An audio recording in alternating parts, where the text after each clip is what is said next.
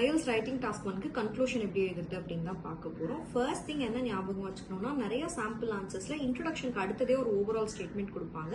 அந்த மாதிரி எழுதுறதை விட நீங்க இன்ட்ரோடக்ஷன் 2 பாடி பேராகிராஃப் அதுக்கப்புறம் கன்க்ளூஷன்ல ஓவரால் ஸ்டேட்மெண்ட் கொடுக்கறது தான் வந்து பெட்டரா இருக்கும். ஏன்னா ஒரு விஷயத்தை ஃபுல்லா எக்ஸ்பிளைன் பண்ணிட்டு தான் மொத்தமா என்ன சொல்றாங்கன்னு நம்ம சம்மரைஸ் பண்ண முடியும். ஸோ ஃபர்ஸ்ட் திங் கன்க்ளூஷன் வந்து லாஸ்ட்ல எழுத போறீங்க. கன்க்ளூஷன்ல 2 லைனாவது குறைஞ்சது இருக்கணும். ஃபர்ஸ்ட் வந்து ஓவரால் ஸ்டேட்மெண்ட் மொத்தமா அந்த கிராஃப்லயோ சார்ட்லயோ மேப்லயோ என்ன தெரியுது அப்படின்னு எழுதிட்டு, second point would be a highlighting feature. அந்த மொத்த இதுல எது உங்களுக்கு தனியா தெரியுது அப்படிங்கறத நீங்க எடுத்து எழுதணும்.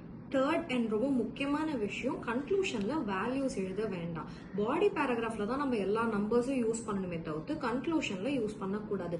இயர் இருந்துச்சுன்னா மென்ஷன் பண்ணலாம், பட் இந்த இதுக்கு இவ்வளோ வேல்யூ அப்படின்ட்டு திருப்பி இங்க எழுத வேண்டாம். ஸோ இப்போ ஸ்கிரீன்ல பாத்தீங்கன்னா ஒரே சார்ட்டுக்கு என்ன மாதிரி ஒரு கரெக்ட் கன்க்ளூஷன் எழுதலாம், எது தப்பான கன்க்ளூஷன் அப்படிங்கிறது காட்டியிருக்கும். ஸோ இதை நீங்க ஒரு சாம்பிளா யூஸ் பண்ணிக்கலாம்.